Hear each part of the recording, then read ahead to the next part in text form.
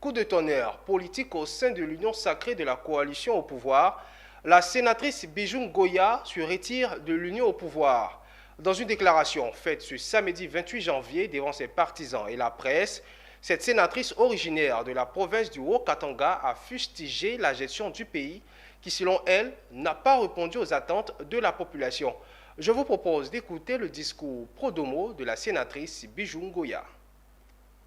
Servir mon pays demeure le credo de mon engagement politique, ancré sur les valeurs démocratiques et républicaines. Après plus de 60 années d'indépendance, l'histoire de notre pays doit impérativement nous guider tous à bâtir au cœur de l'Afrique un État de droit et une nation puissante et prospère, basée sur une véritable démocratie politique, économique, sociale et culturelle. C'est dans cette perspective que j'avais décidé de soutenir la candidature de M. Félix Antoine Tshisekedi Tshilombo à la magistrature suprême avant les élections de décembre 2018. À son ascension au pouvoir, le peuple congolais vivait pour sa première fois l'alternance pacifique et démocratique du pouvoir. Aspiration d'un réel changement pour l'avenir du pays.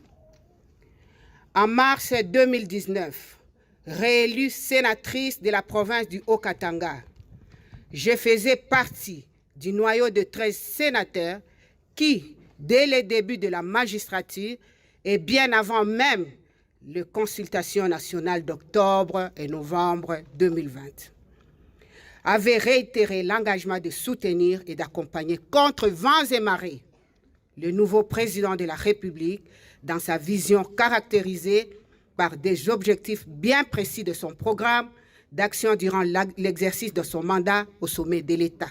Fort malheureusement, je dis bien fort malheureusement, de nos jours, les conditions de vie au pays continuent à se dégrader et d'aucuns croyaient qu'après la rupture de la coalition entre les Fronts communs pour le Congo et les CAP pour le changement, ainsi que la mise en place de l'Union sucrée de la nation, la situation du pays allait sortir de l'ornière.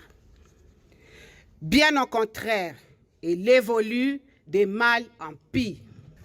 C'est pourquoi, pour toutes les raisons évoquées si haut, je retire mon soutien au président de la République et reprends ma liberté politique. Je répète encore, je retire mon soutien au président de la République et reprends ma liberté politique.